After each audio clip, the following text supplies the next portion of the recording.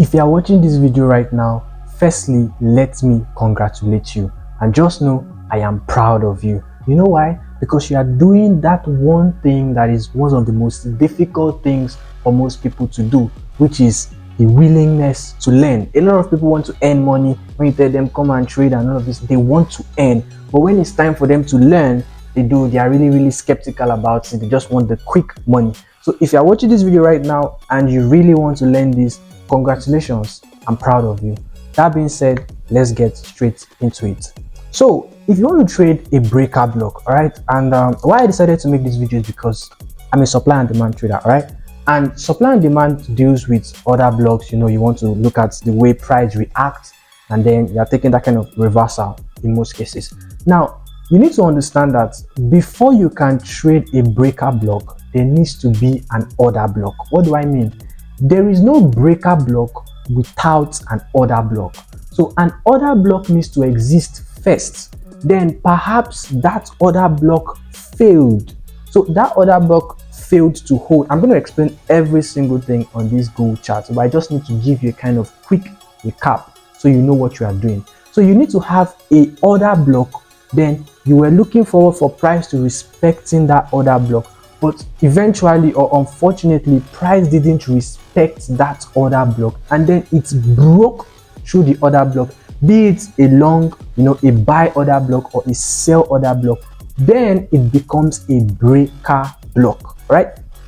So price failed to respect the order block and then broke through that order block, hence we have the breaker block. So now how do you identify it? Which means first things first, we need to be able to draw some order blocks on the chart right here. This happened on 25th of March 2025. So we have to draw the order blocks, and then we see how price reacted on those order blocks, and then when it broke through it, and then we can trade our breaker blocks. So stay with me while we do it. So looking at these charts here, you can see this was an aggressive downward move. Not so aggressive, but yes, there was an aggressive move. So you could say this is your supply region. From this last buy candle to this place can serve as your supply region. While so you want to mark it like this, mark it like this. This is a 15 minutes time frame on gold XAU USD. So you want to mark it like this, right? You want to mark it like this. That's the first thing. You want to identify your order block on your chart. So this is a sell order block. I'm going to name it, I normally name it supply POI if you guys are familiar with the way I do my analysis, but due to this explanation, I'm going to name it order block. So order block, this is a supply order block, which means, what does it mean? We are expecting that when price gets back to this region here, it should react and come down, right? As you can see, it did. I'll still get into that explanation. And the next thing is you want to look at where there is resting liquidity as at this point here, as at of here. Okay, let's ignore that this happened. We're looking at this. So you saw the chart, you saw the way it went downward like this. You don't know what is to come yet. You are anticipating price to come back to this place. So let's imagine, okay, the price hasn't come back. Now you want to find your resting liquidity. Your resting liquidity is here. So which means this was the last point in which price dipped to. This was the last point in which price dipped to before rejecting back up. So I'm going to do it like this. Might not be straight, but we are just using it for learning's sake. So let's write liquidity here. Liquidity, resting liquidity, however you want to name it. Okay, that being said, oh, this doesn't really look straight. Let me adjust it like this.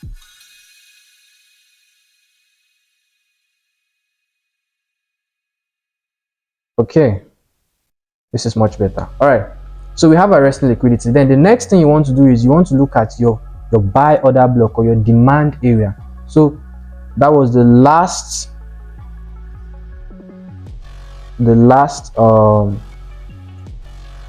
sell candlestick before the aggressive buy. So we have it here like this.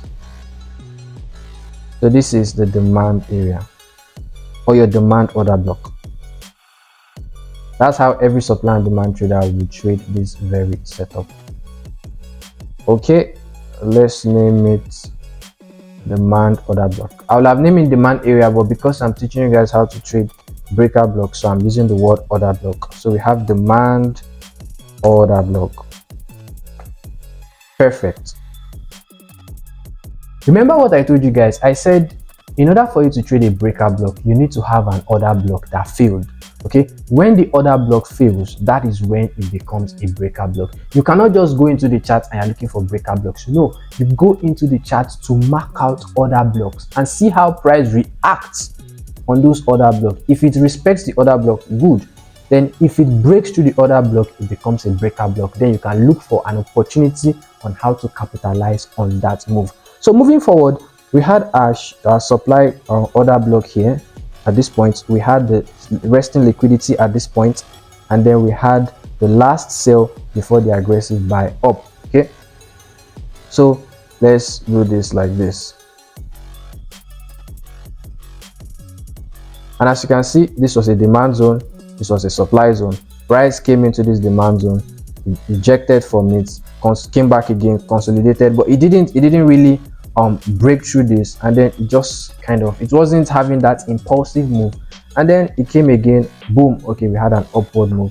What happened after? Price came back again and take out the resting liquidity at this point. So which means, honestly speaking, this is why I say it is best when you mark your point of interest first and see how price reacts. So you see the way price reacted on this demand area wasn't so strong. So if it were me, I wouldn't have taken any long on this. So moving forward, we had price go up and close to this supply order block, but it didn't get there, and then we came down again like this, and then finally price tapped into this supply order block. And what can you see when price tapped into the supply order block?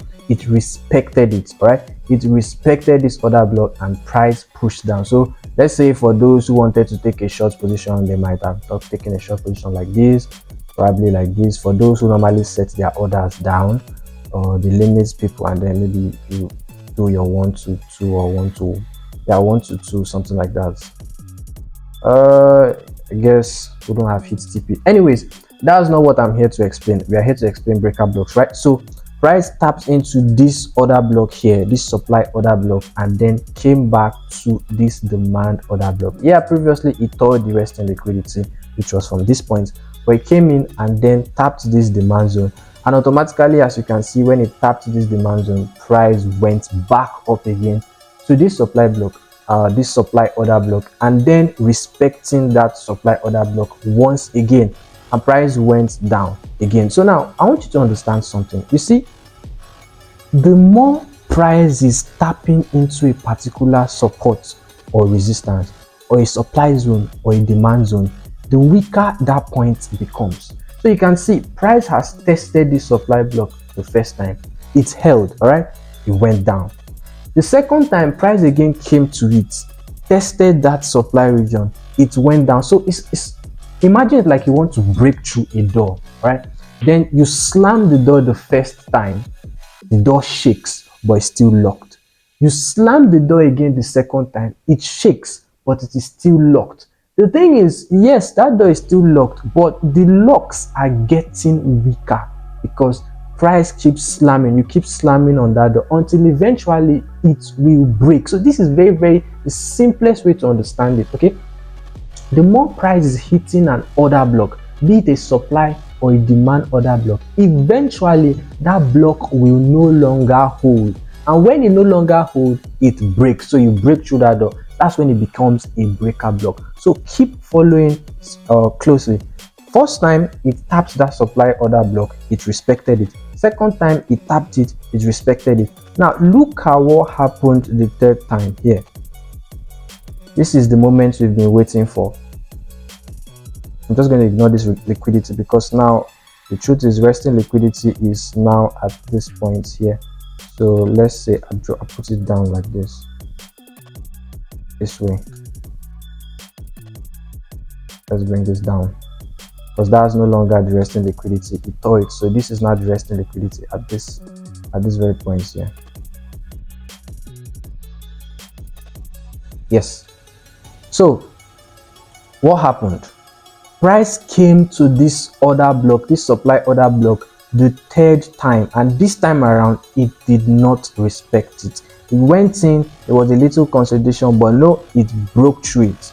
All right, After breaking through it, it started to come down. Now this is where you need to be extremely careful when taking other blocks. Okay, when taking other blocks, you want to make sure that I posted one of my video which titles if you are getting stopped out, the things you should look at. You want price to wick into that supply region and then come out. So this one, it didn't weaken. There was huge aggressive buy candles into that supply zone or that supply order block without any wick. There is no form of pullbacks at all, which means price was really aggressive. There was nothing, there was absolutely nothing to push down price again. And you can see it got to this point and wicked outside of the block. So your wick is not inside the block like this. Let's assume this is a wick.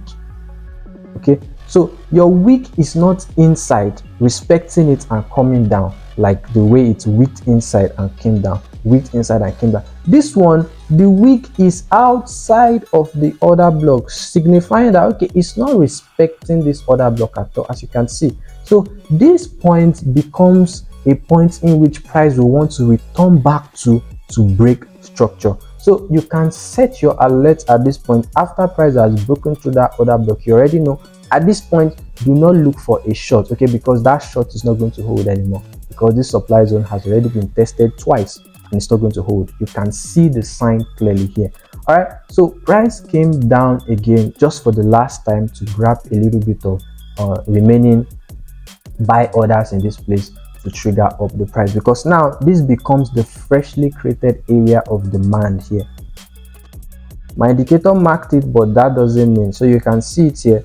This is now the last buy, the last sell before the impulsive buy. So this becomes a new area of demand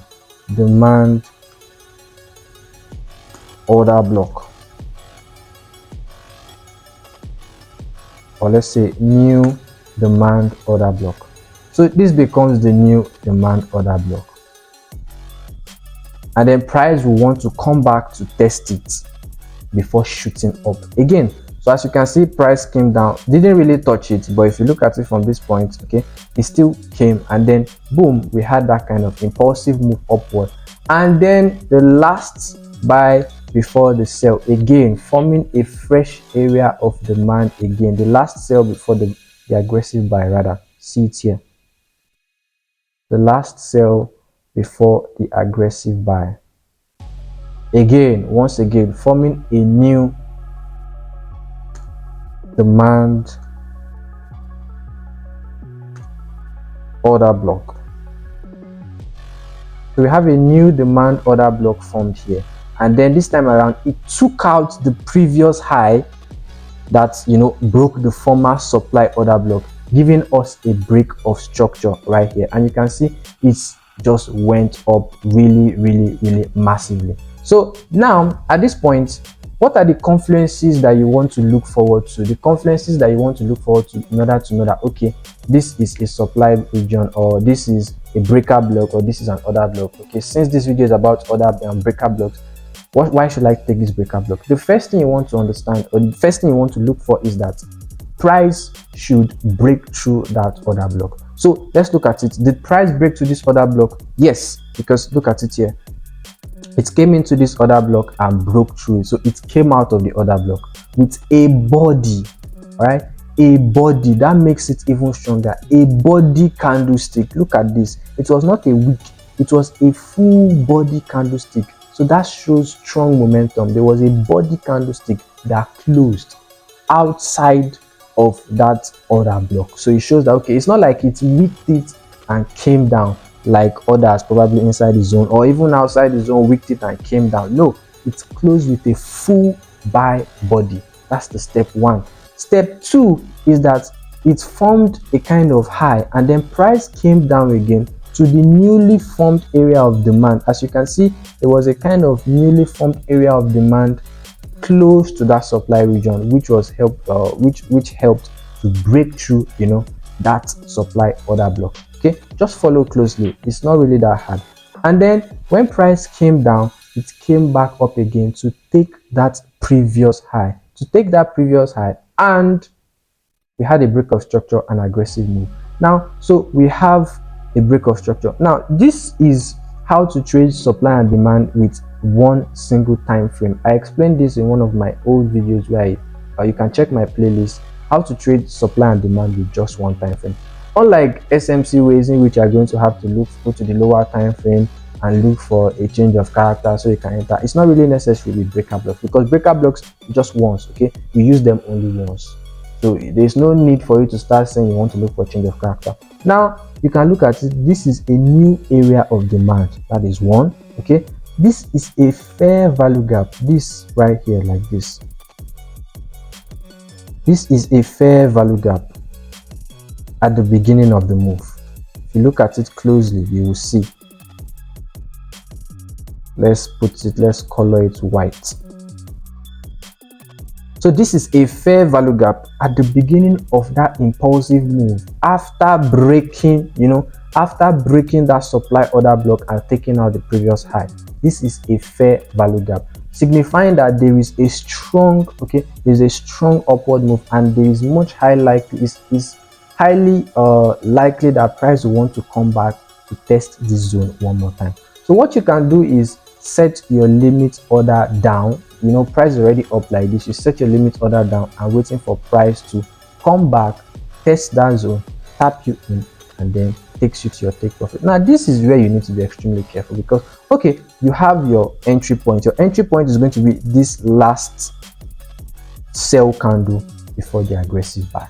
Right, that's going to be your entry point, because it is now this order block is now a breaker block. Okay, it's no longer an order block again, it has become a breaker block. So you want to set it like this. You have your entry at this last sell candle before the buy candlestick. Where do you put your stop loss? Now this is a very, very key aspect to trading, because you might be right. You might be right on your analysis, but if you do not know where, they say there's a saying that says if you don't know where the liquidity is on the chart, you will become the liquidity. If you don't know where liquidity is resting, you will become the liquidity. So if you say, okay, this is the last point, you will put it like this. I'm going to put my stop loss like this. I'm sorry, you were right in your analysis, but price will stop you out first before going to your take profit. So you can see, looking at this analysis, I normally look back here to look at where resting liquidity is, as here. You can see that with this newly formed area of demand, and then this was the most recent area of demand, right? Where is liquidity resting? Liquidity is resting here. This was the last point in which the market dipped to, or price dipped to, before taking off. So you do not expect price to come down to this point anymore. Hence, that is where you should put your stop loss. You should put your stop loss here. People might think, okay, this is a wide stop loss. This stop loss is too wide. I'm telling you, it is better for your stop loss to be wide and then you don't get stopped out, than for you to have a tight stop loss and you get stopped out and then the trade eventually goes your way because you wanted to catch a bigger risk to reward ratio of 1 to 6, 1 to 10 instead of taking 1 to 2 or 1 to 3. So always keep that in mind. So you put your stop loss at the point of resting liquidity, the same way I normally put my stop loss at the fractal highs, when trading other blocks, supply and demand. So you put your stop loss here, your entry at the last sale before the buy, target a 1 to 2 risk to reward ratio, and we have it simple, clean and easy. This is a 1 to 2 risk to reward ratio here, like this. So what can you see? Price went up, came down back to that fair value gap. For those that normally enter at fair value gap, I don't enter at fair value gaps, but you can see it came, wicked into that fair value gap, rejected, and then came down again, which means if you had entered that fair value gap, you will also be stopped out. Came down again to the actual demand order block, or the actual demand zone. Even tore it a bit, right? Tore it a bit. But because your stop loss is at the resting liquidity here, there is no way price wants to come down all the way and break that resting liquidity. It's not possible, except probably there is news or something. And you can see a sharp rejection, and then we had kind of strong candlesticks up, even forming new fair value gaps that broke structure again and took out the previous high. So with this trade, this is how to trade a breaker block. So let's have a recap. Okay, also you can be like, oh, can't I trade more than 1 to 2? Yeah, you can trade maybe 1 to 3 or whatever it is, but the problem is that means you are no longer day trading. Okay, that means you are going to be swing trading. If you trade it this way, that means you are going to be swing trading. Maybe you are going to be trading and holding the trade, because each of this candlestick is 15 minutes. So 15, 15, 15. So let's say price triggered you at 1:30 in the afternoon, and if your take profit is at 1 to 2 here, around 2:45 you're out. So approximately an hour trade, and that's how I trade. I like to trade within just 1 hour of my trade. Anything more than 1 hour, count me out. I don't like to stay in the market for long. I'm a day trader. But if you want to swing it, okay, that means you're going to be holding it till the next day probably, then all well and good for you. But I just keep my trades with a maximum of, or an average of, 1 hour, so I am out and I can go about doing other things of my day, right? I don't want to be so paranoid knowing that I have a lot of trades. My position has been open for 5, 6, 7 hours. It messes with me emotionally. I just have to keep checking my positions left and right. So this is it. A quick recap on breaker blocks. The first thing you want to look for is you want to mark out your order blocks. So these were your order blocks in this point, and then you want to make sure that price breaks through that order block. So you see, you respected it here, but at this point it broke through it. Now when price is breaking through your order block, you want to make sure that it broke through your order block with a body candlestick like we have here. So a body candlestick, and then you have the new high that was formed. Mark this point. You can set a price alert at this point. Price comes down to tap into the newly created area of demand that was formed before breaking that order block. You might tap it, you might not tap it, whichever. When price gets back to this point again, you will be triggered. You are led to be triggered. You know, okay, now we have a breakout structure, and then it's going to form a new area of demand at that impulsive move again. So you want to make sure that that new area of demand has a fair value gap. You are not using the fair value gap to enter. You just want to use it as a conference. It has a fair value gap at the beginning of the move, which shows, okay, price is definitely want to come back and tap this point again. And you can mark your entry at the last sell before the buy at the breaker block, which is formerly an order block, now a breaker block. Set your stop loss at the resting liquidity at this point, and your take profit at 1 to 2, and that is how you will trade a breaker block. So if this video was helpful to you, if this video was of any value to you, smash that like button, smash that subscribe button, and I'll see you guys in the next video. Peace out.